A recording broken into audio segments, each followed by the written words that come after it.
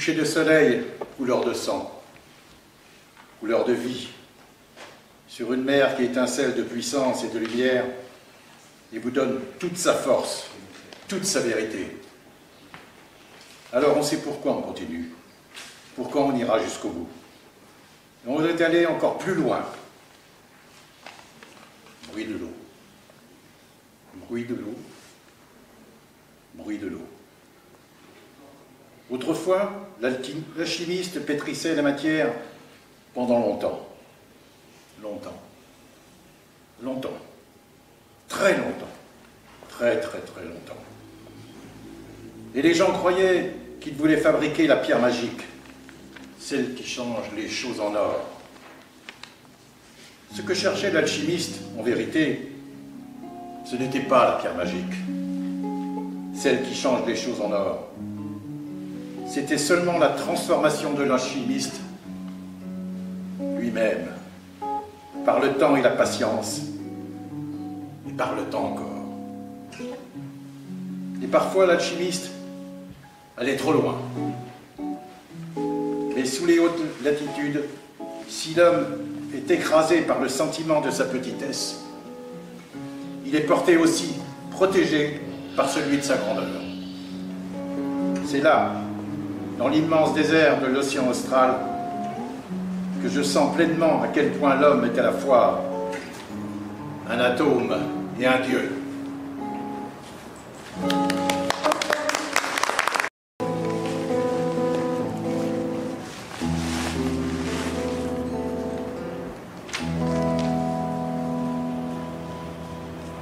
Bonsoir et bienvenue à la première veillée de Banyuls.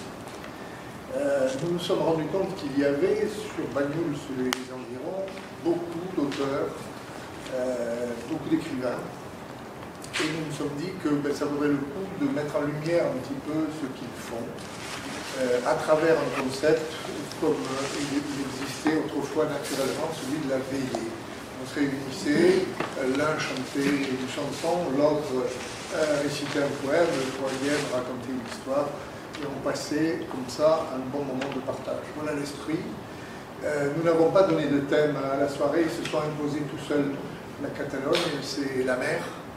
La Catalogne, c'est marqué par la retirade. La Catalogne est marquée par la résistance. La Catalogne est marquée par une certaine philosophie de vie et un certain art de vivre. Et l'humour également. Voilà tout ce qui prendra place ce soir. Il n'y aura pas d'introduction à chaque texte, les textes vont se suivre, avec Alain qui nous fera des intermèdes musicaux appropriés. Donc si vous voulez savoir de qui est le texte, il n'est pas forcément de celui qui le dit. Vous regardez sur notre programme, j'espère que vous en avez tous un. Je vous souhaite une bonne soirée. Nous, après la fin de cette veillée, on se réunira autour d'un buffet qu'Esther et Pascal nous ont préparé pour manger un petit gâteau et boire un petit verre de thé dans un esprit de partage sympathique. Bonne soirée.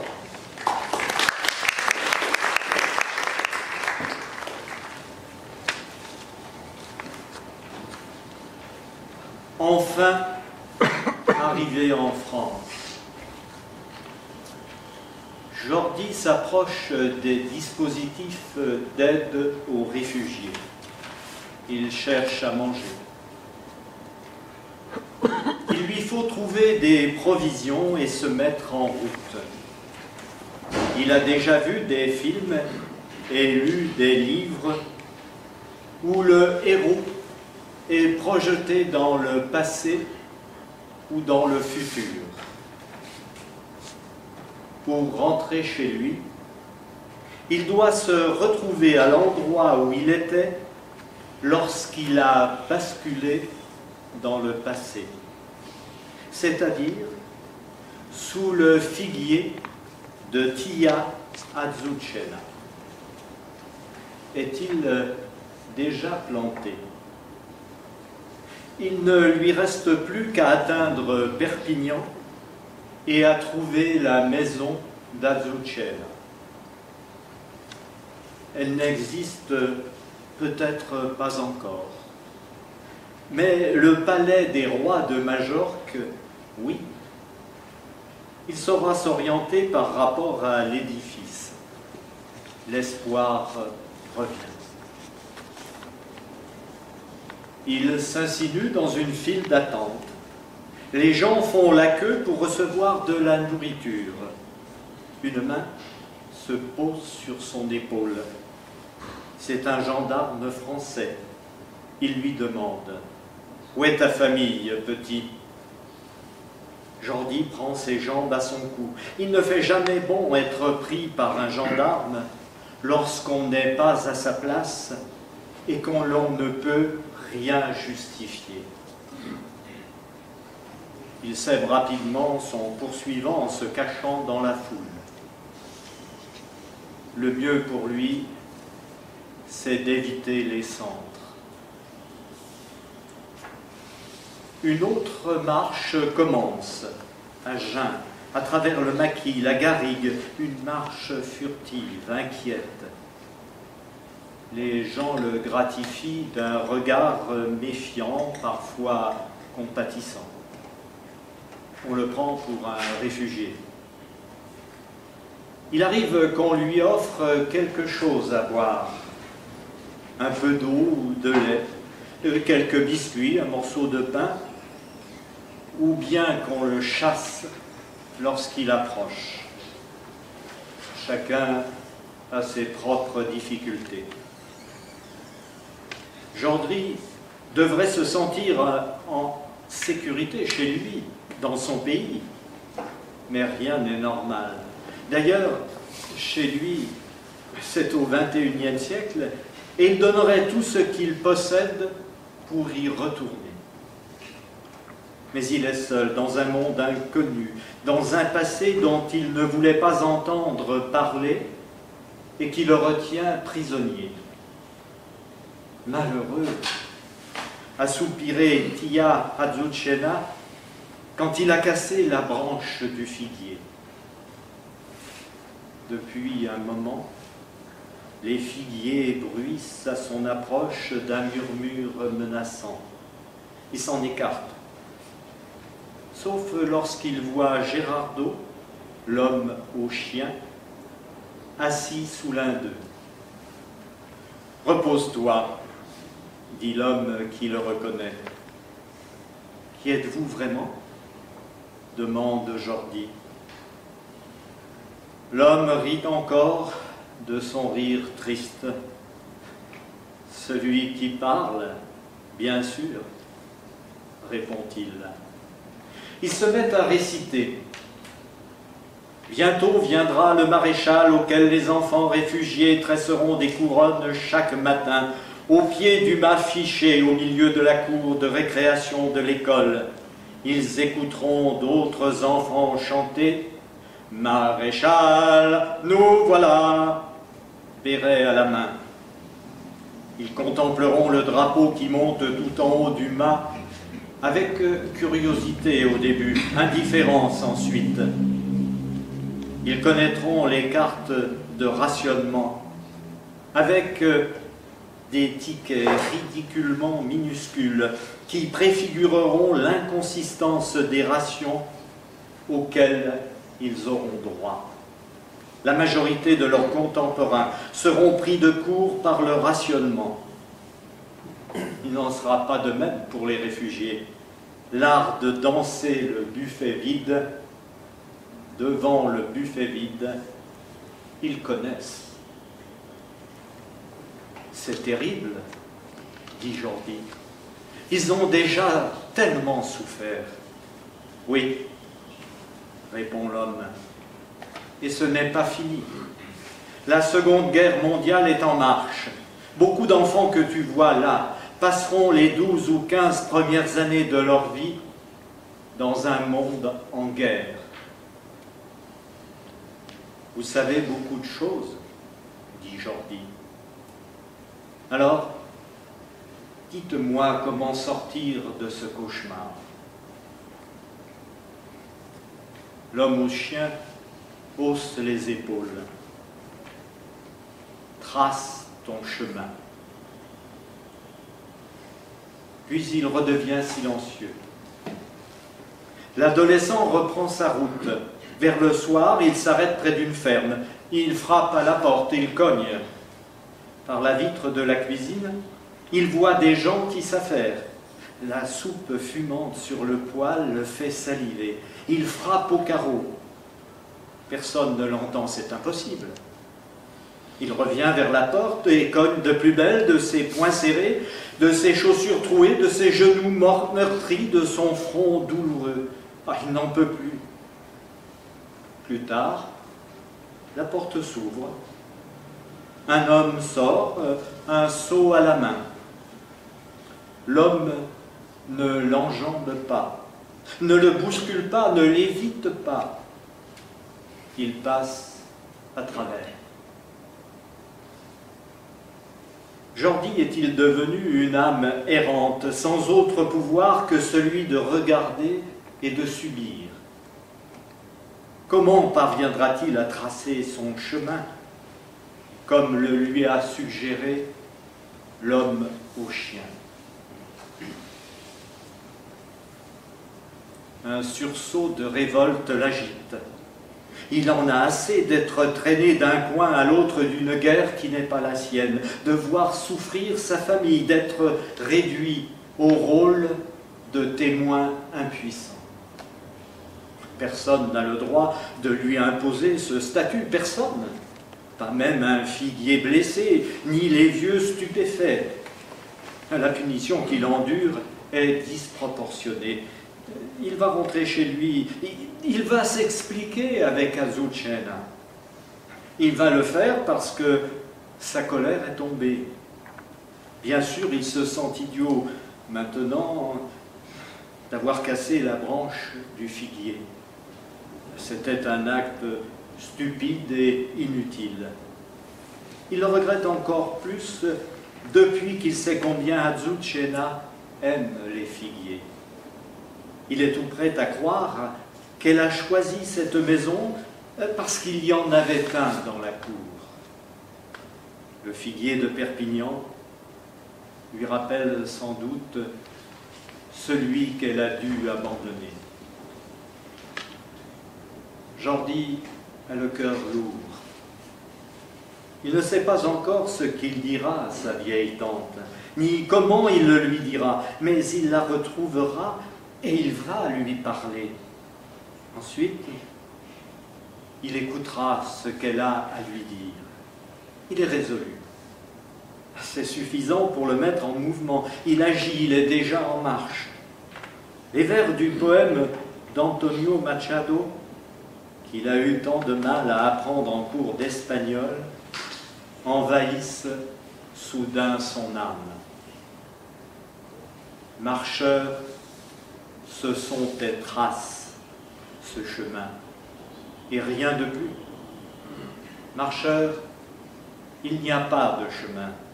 Le chemin se construit en marchant. En marchant se construit le chemin. Et en regardant en arrière, on voit la sente que jamais on ne foulera à nouveau. Marcheur, il n'y a pas de chemin. Seulement des sillages sur la mer.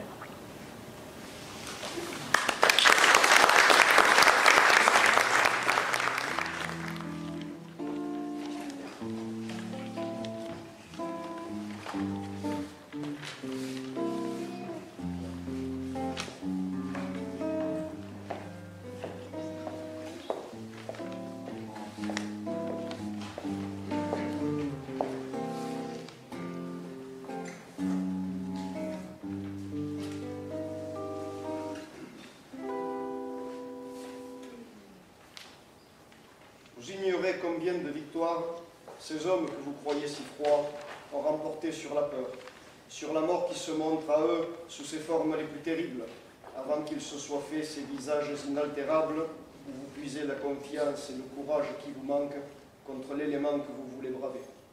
Oh, pour qui serait, en voyant un marin si paisible, dans l'horreur des tempêtes et au moment du naufrage, tout ce qui se passe dans sa tête et dans son cœur, sa fatigue serait le plus beau spectacle humain que l'on peut admirer.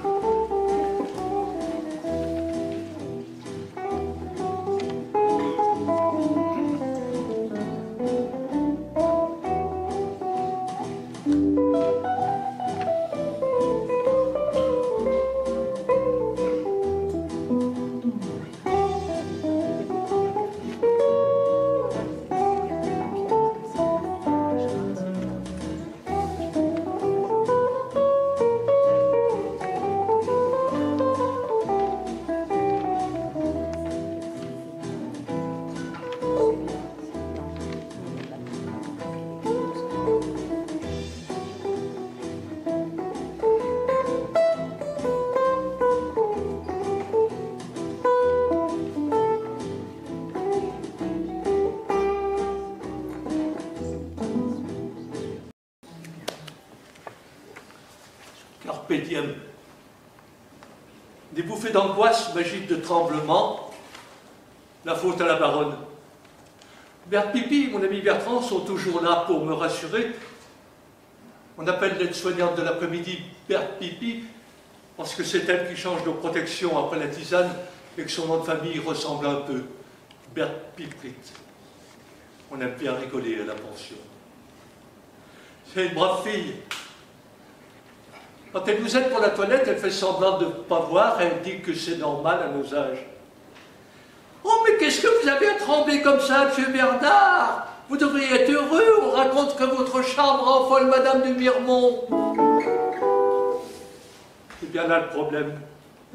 La baronne. Heureux? Oui, je dois le reconnaître, la plupart du temps, je suis heureux. Le bonheur, je l'ai appris avec Bertrand dans notre jeunesse.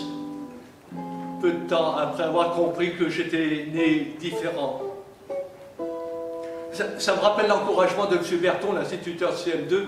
Il m'a dit, toi Bernard, tu risques pas d'attraper un Nobel, mais tu donnes l'impression d'en être heureux.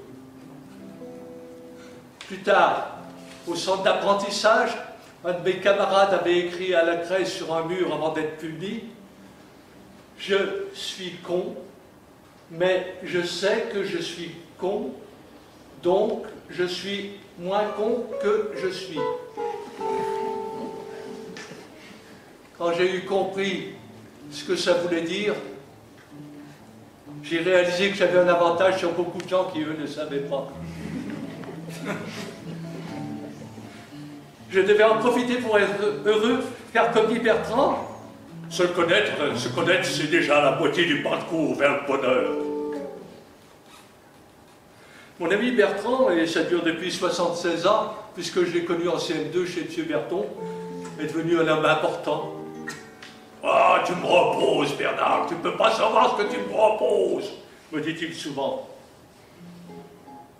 Je le repose tellement que quand il a choisi une maison de retraite pour finir ses jours, il est venu se reposer dans la mienne.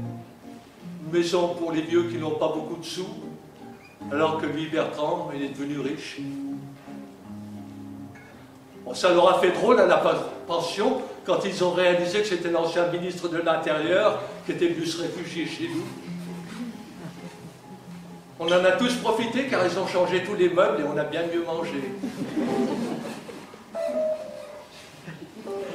Il n'y a que Berthe Pipi qui s'est inquiétée. « Oh, mais jamais je ne pourrais changer ses protections à ce grand monsieur qu'elle a dit au directeur. » Le directeur l'a rassuré en lui disant que M. Bertrand est toujours au cabinet avant qu'il soit trop tard.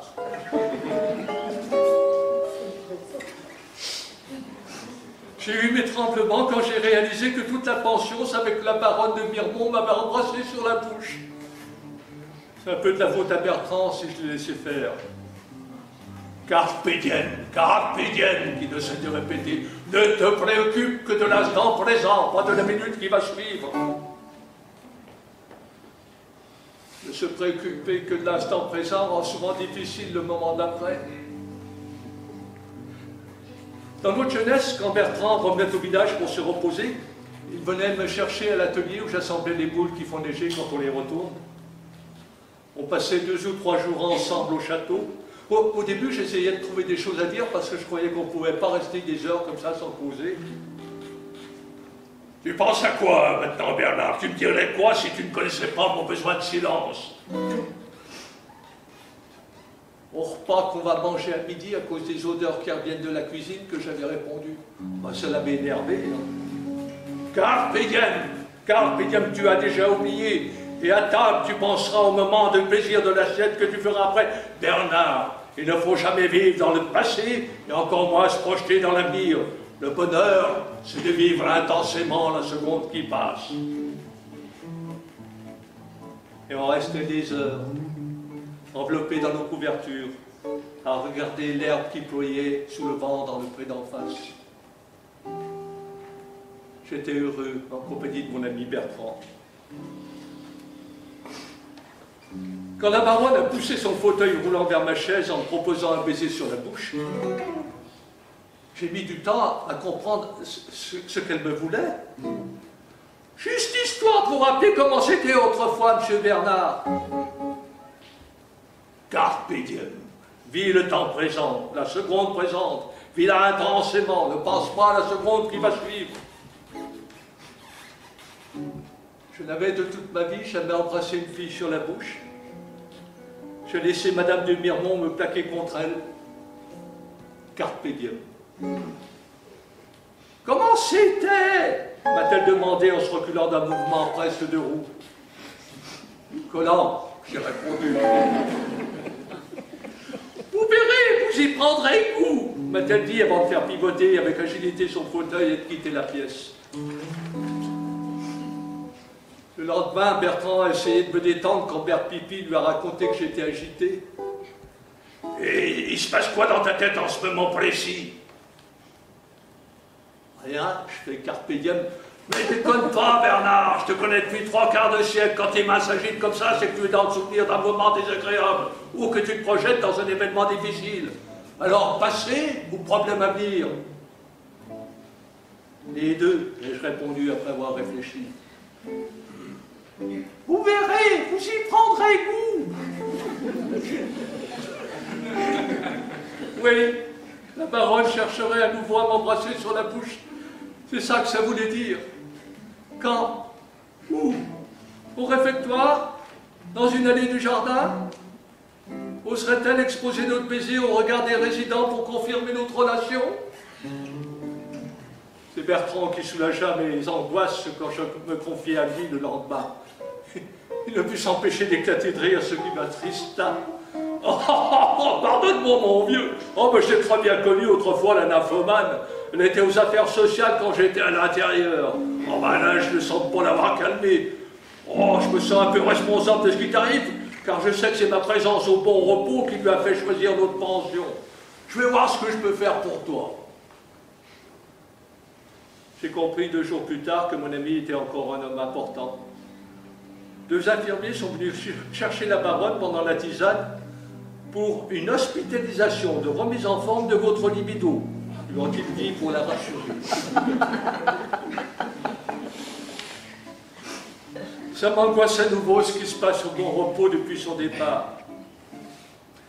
Le jour de l'anniversaire de Germaine Thibon, ma voisine de chambre, ils nous ont fait boire un peu de mousseux avant le gâteau. Je devais être un peu pompette car j'ai demandé à Germaine si je pouvais l'embrasser pour fêter son anniversaire.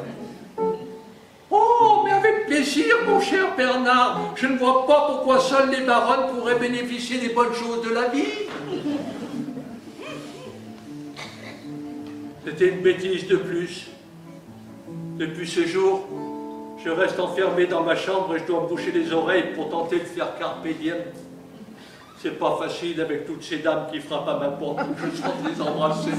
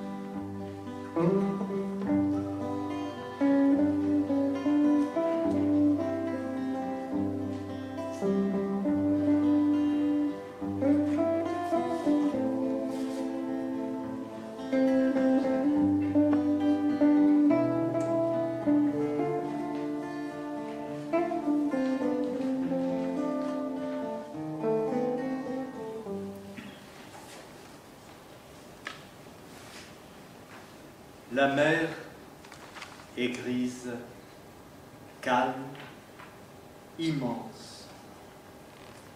L'œil vainement en fait le tour. Rien ne finit, rien ne recommence. Point de lame à franges d'écume, point d'étoile au fond de l'air. Rien ne s'éteint, rien ne s'allume. L'espace n'est ni noir ni clair. Albatros, pétrel aux cris rudes, marsouin, souffleur, tout a fui. Sur les tranquilles solitudes, plane un vague et profond ennui. Nulle rumeur, pas une haleine, la lourde coque au lent roulis, hors de l'eau terme, montre à peine le cuivre de ses flancs polis. Et le long de ces cages à poules, les hommes de quart, sans rien voir, regardent en songeant les houles monter, descendre et se mouvoir. Mais vers l'est, une lueur blanche, comme une cendre, un vol léger qui par nappes fines s'épanche, de l'horizon semble émerger. Elle nage, pleut, se disperse, s'épanouit de toutes parts, tourbillonne, retombe et verse son diaphane et doux brouillard. Un feu pâle, lui, et déferle. La mer frémit, s'ouvre un moment et dans le ciel, couleur de perle, la lune monte lentement.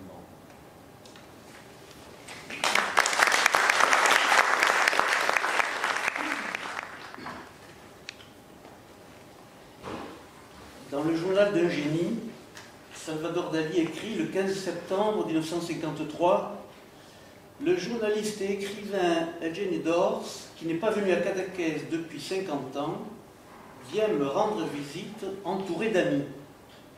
Il est attiré par le mythe de la Lydia de Cadaqués.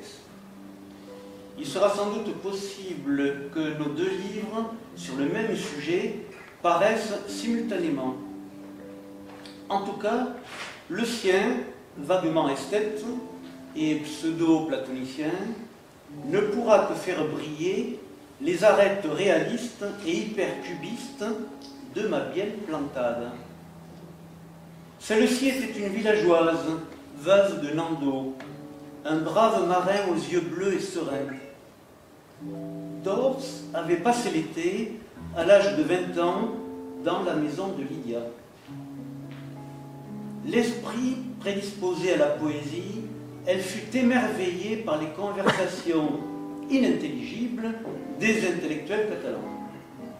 Le titre du futur livre, non envisagé lors du séjour, fut trouvé quand l'auteur se rappela sa première réaction à la vue de Lydia.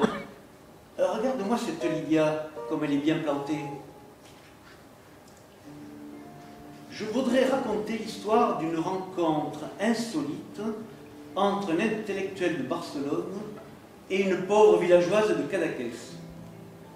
Résumer le portrait que fit Dors de Lydia dans son livre pathétique sur cette sorcière, la véritable histoire de Lydia de Cadaqués, fut publié à Barcelone en 1911, le recueil rassemblant les chroniques écrites durant tout l'été dans le glossaire du journal La Voix de Catalogne.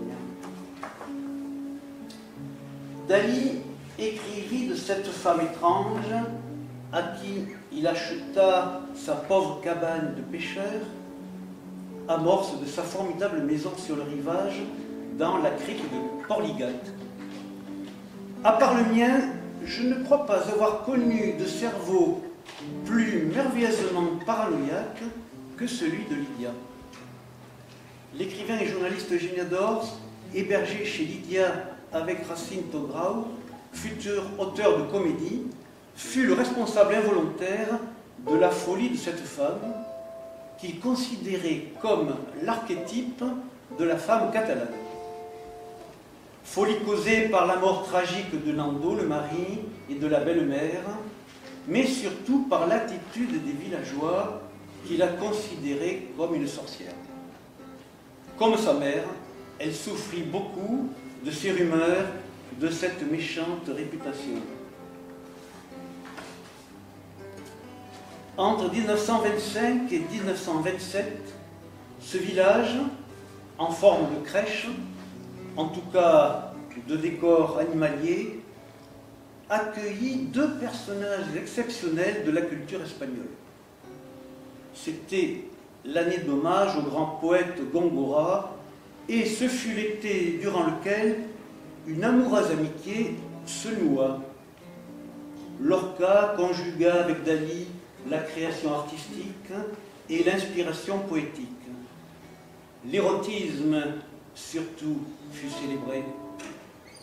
Le 24 juin 1927, Federico avait créé au théâtre Goya de Barcelone sa Mariana Pineda avec des décors de Dali, avec l'actrice Margarita Xirgu et, comme protagoniste abstrait mais omniscient, la beauté de Cadaqués. Il y a la joie et la permanence de la beauté dans ce lieu de naissance de Vénus, mais on ne s'en souvient plus. Allons vers la pure beauté. Un jour de lune, mouillé de poissons élastiques, le clocher de l'église balancera du caoutchouc mou sur les maisons pitoyables, faites de chaux et de pain mâché. Souviens-toi de moi quand tu es sur la plage. C'est la poésie même dans la correspondance quand Lorca écrit à Salvador le 31 juillet. Et Dali n'est pas en reste. Tes chansons sont une grenade sans tramway, sans avion, une grenade ancienne avec des éléments naturels. La nostalgie de Federico se répand, souvenir du premier séjour dans la maison de la famille Dali, celui de la Semaine Sainte des oliveraies de Cadaqués. Quelle merveille! Corps et âme, proclame-t-il. Salvador, torse nu, a posé son bras sur l'épaule de Federico. Et Lorca publie son ode à Salvador Dali, cette pensée commune dans les heures sombres et dorées. Salvador, lui, pour rendre la politesse, a intitulé un dessin de façon sobre, Lorca Dali.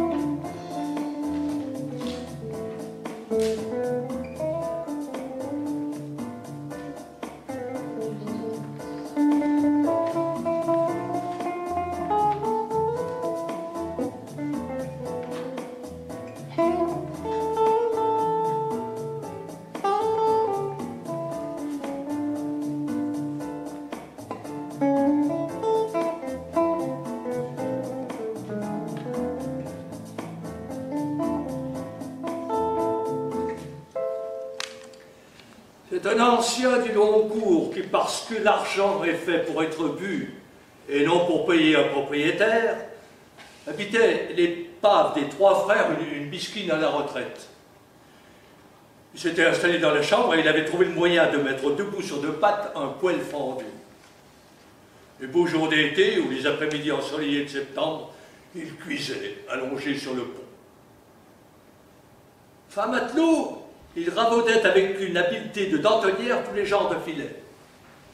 En particulier les raies de pied, ces longs panneaux que l'on visite à marée basse et où l'on trouve emmaillé du bulet et de petits maquereaux. Cela s'ajoutait à sa pension qu'il touchait tous les mois, alors que les autres, les économes, ne passaient à la recette que chaque trimestre. Pendant la saison, il portait encore des parts de glace de la fabrique au restaurant. Tant qu'il avait de l'argent, la houle ne dormait plus, car il chantait et gueulait par les ruelles jusqu'à 3 heures du matin. Il finissait cependant par retrouver sa piscine et s'écroulait sur les planches du rouf, une gueuse de fonte pour oreiller. Quand il pleuvait et que cela pissait par tous les joints de son logis, on admirait qu'aussi fin sou qu'il fût, il se réveilla toujours parfaitement sec. La preuve qu'il était malin et qu'il savait, même plein comme une huître numéro 0, repérer le bon coin. « Je suis pour l'inondation, parle dedans, point parle dehors !» disait-il quand on lui en faisait compliment. Roger Vercel, La caravane de Pâques, 1948.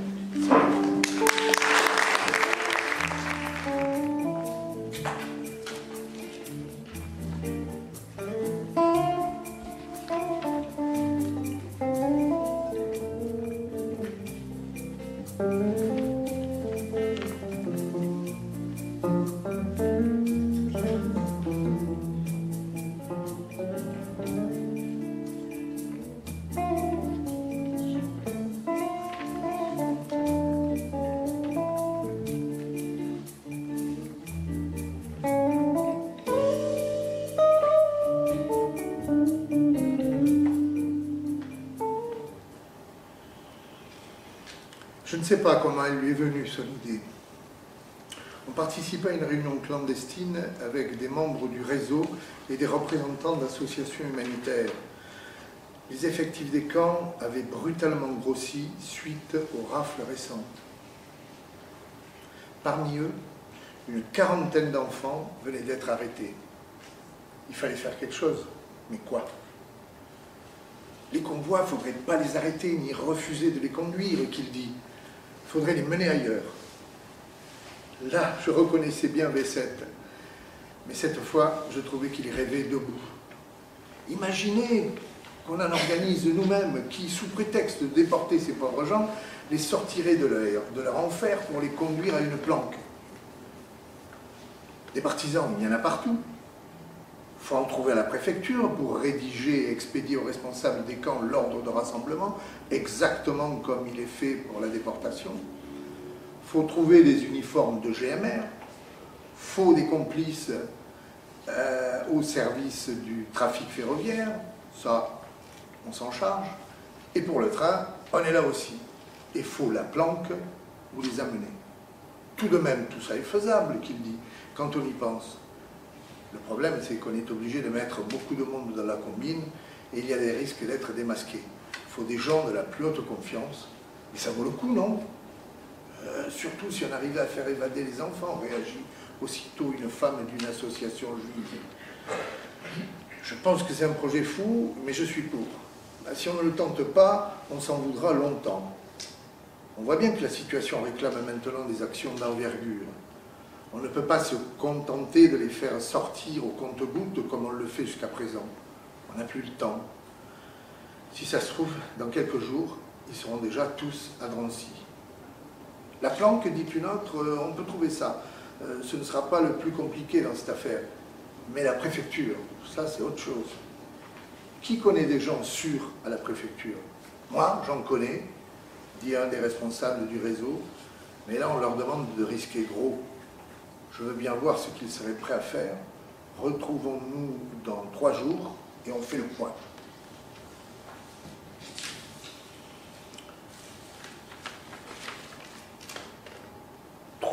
tard, tous les maillons nécessaires avaient été trouvés.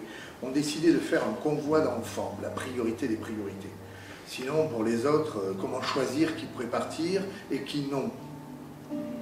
On ne pouvait pas les prendre tous, de toute façon. Il ne s'agissait pas qu'ils soient repris à peine dehors. Il fallait être discret.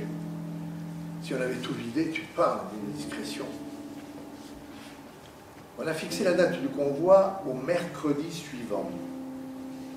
L'ordre des rassemblements des enfants devait parvenir la veille à l'administration du camp pour qu'elle n'ait pas le temps de s'interroger, ni l'idée de prendre contact avec la préfecture. Le télégramme annonçait une opération d'urgence très secrète concernant les moins de 16 ans internés dans les camps de Noé et du Récébédou. Il y avait 60 enfants environ à ce moment-là, et demandait que ceux-ci soient acheminés de nuit dans la plus grande discrétion jusqu'à la gare de Portet-Saint-Simon. Le télégramme précisait: départ programmé minuit 30, stop. Dès veille après-midi, renforcement garde des deux camps par police et d'État qui assurera escorte convoi 20 GMR, stop. Prévoir 4 jours vivres GMR, 2 jours internés, stop. Convoi comprendra 2 wagons bestiaux aménagés avec paille, broc, eau potable, seau hygiénique, stop. Si besoin, garder question pour responsable police, jour rassemblement, stop. Discrétion totale, sous peine sévère représailles. Il avait été décidé que Fernand ferait équipe avec V7. Moi, je me retrouvais avec l'uniforme des GMR. Je ne me rappelle pas comment on se les était procurés, mais il n'en manquait pas un. Nom d'un chien, quelle journée terrible! Dès que nous nous sommes présentés à l'entrée du camp, les allées entre les bâtiments se sont vidées. Les internés ont couru se cacher dans les baraques. Les plus agiles et les plus jeunes ont eu vite fait de disparaître. Les autres, dont les visages étaient mordus par la faim et la maladie, semblaient affronter un vent impitoyable qui se serait levé tout exprès pour empêcher la retraite. Certains corps, gonflés par des œdèmes de la faim, n'arrivaient même pas à faire un pas. Quel sentiment atroce! Épouvantez ce que vous voulez sauver. Vous vous mettez à douter de vous. Vous ne savez plus pourquoi vous êtes là. Leur panique devient communicative. Quand le directeur et les gardes du camp se sont avancés vers nous, je peux vous dire qu'on n'a mené pas large. Heureusement, si je peux parler ainsi, leur regard entendu, leur signe d'acceptation résignée et leur évidente volonté de coopérer nous ont permis de reprendre nos esprits. Ne vous inquiétez pas, dit le directeur, ils reviendront comme nous le voudrons. Je propose de procéder ainsi. Environ 3 heures avant le départ, nous sonnons le rassemblement de tous les internés. Vous comprenez, si nous n'appelons que les enfants, les mères vont les retenir et les cacher dans les baraques. Et pour aller les chercher, il vaut mieux qu'elles se rendent compte qu'au dernier moment. Une fois qu'ils sont tous sur la place d'appel, on sépare les hommes et on les met dans les pavillons de sécurité. On ne sait pas comment ils peuvent réagir. Jusque-là, ils n'ont pas trop bougé. Mais pour des enfants, on ne sait jamais. Des femmes, ça se maîtrise plus facilement. Il a montré la liste qu'il avait préparée. Il y avait 62 noms. Le plus jeune avait 3 ans et le plus âgé 16. On a attendu que le soleil commence à se coucher et on a fait comme il avait dit, isoler les hommes. Et quand il a fallu séparer les enfants de leur mère, vous auriez vu ces pauvres gosses. Même tout petits, ils comprenaient, là. Et les mères qui ne voulaient pas les lâcher. Nous, on aurait voulu leur dire que c'était mieux qu'elles les laissent partir avec nous. Mais comment vouliez-vous qu'elles comprennent ça? On ne pouvait pas leur dire la vérité, qu'on était là pour les leur sauver, leurs gosses, qu'ils allaient pouvoir s'évader de cet enfer, qu'ils n'auraient plus faim, plus froid, plus peur. On aurait tout fait capoter et elles ne nous auraient pas cru de toute façon. Alors on se taisait et on essayait de les leur faire lâcher. Je n'ai jamais vu autant de désespoir. J'étais convaincu d'être responsable de toutes ces larmes. J'ai maudit Vessette et ses idées farfelues. Je vous jure, ça m'a traversé l'esprit tellement je ne supportais pas toute cette souffrance. Au bout d'un moment, les gardes du camp ont perdu patience. Ils se sont mis à matraquer les femmes. Il ne fallait pas réagir, rien dire. Je me demande encore comment j'ai pu me tenir là sans laisser voir la douleur qui me tenaillait les entrailles, ni ces doutes affreux qui m'envahissaient. Pourquoi avions-nous décidé de ne prendre que les enfants? Est-ce que nous n'étions pas plus inhumains encore que ceux qui déportaient les familles entières? Ces gosses, nous étions en train de les sauver ou de les anéantir, eux et leur mère? Je vais vous dire, j'en fais encore des cauchemars. Pourquoi je raconte ça, moi, aujourd'hui? Ce qu'on voit, personne ne le connaît.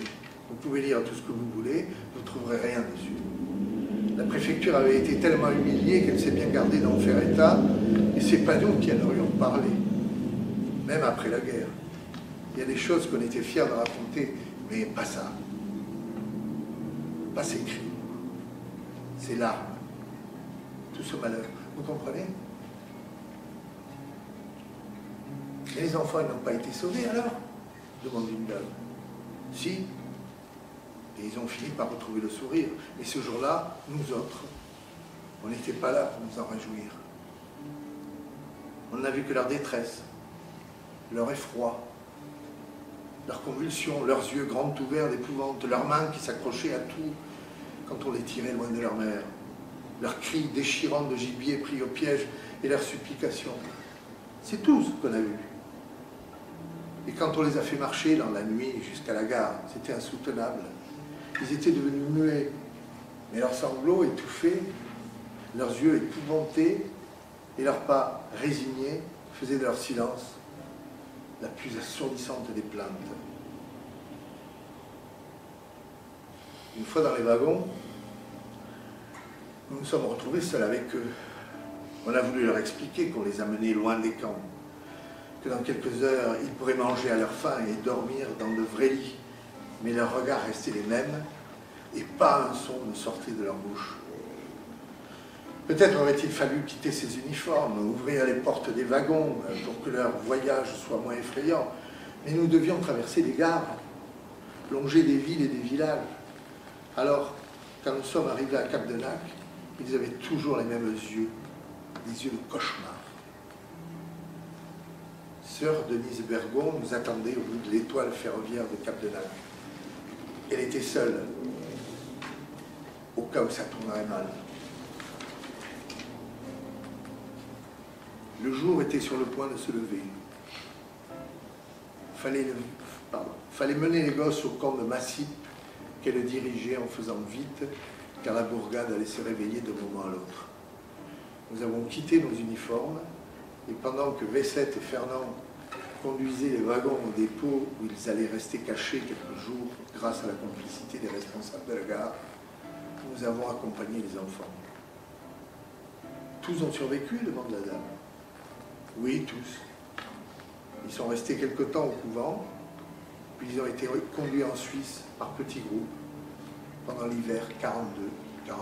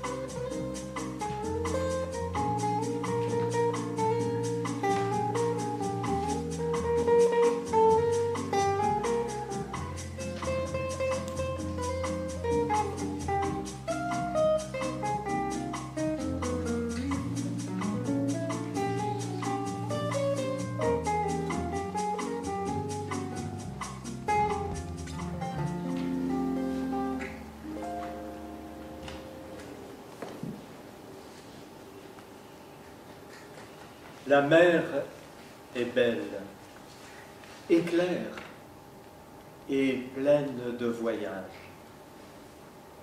À quoi bon s'attarder près des phares le soir et regarder le jeu tournant de leurs miroirs, réverbérer au loin des lumières trop sages. La mer est belle, est claire et pleine de voyages, et les flammes des horizons comme des dents mordent le désir fou dans chaque cœur ardent. L'inconnu est seul le roi des volontés sauvages. Partez. Partez sans regarder qui vous regarde, sans nul adieu, tristes et doux. Partez avec le seul amour en vous, de l'étendue éclatante et la garde. Oh, voir ce que personne, avec ses yeux humains, avant vos yeux, à vous, dardés et volontaires, n'a vu. Voir et surprendre, et dompter un mystère, et le résoudre, et tout à coup s'en revenir, du bout des mers de la terre vers l'avenir, avec des dépouilles de ce mystère triomphal entre les mains.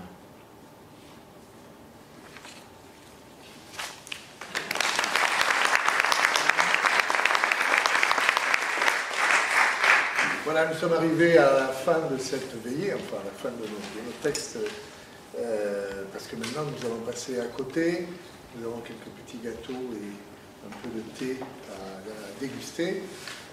Voilà, j'espère que nous allons faire dès le mois de fin septembre, début octobre, une nouvelle veillée comme celle-ci. Et il y en aura comme ça régulièrement, puisqu'il y a tout un vivier d'auteurs et de beaux textes ici sur Banyuls. Voilà, je voudrais remercier Olivier Capeille de la mairie pour son enthousiasme, parce qu'il a tout de suite répondu favorablement, il a cru au projet, il a répondu très favorablement, et il nous a apporté un soutien et logistique et de communication qui est évidemment très précieux. Je veux remercier aussi le laboratoire qui, face au vent contraire qui nous empêchait de vous recevoir là, juste sur le parvis, ont accepté au pied levé de nous offrir ce magnifique amphithéâtre et, quand même, comble de chance, à peu près la même vue que celle que nous aurions eue si nous avions été sur le parvis. Les textes, les poèmes sur la mer gardaient tout leur sens malgré notre déménagement et le fait que vous ayez accepté de vous déplacer jusque-là. Merci à tous, merci à tous ceux qui sont intervenus, merci à Alain, merci à Pascal et à Esther pour ce qu'elles nous ont préparé. Merci à tous et je vous invite à passer à côté. Si vous, les livres vous intéressent, nos auteurs ont quelques livres là que vous pouvez consulter, évidemment, acheter si vous les désirez. Voilà. Merci à l'instigateur de la soirée, M. Michel Farr.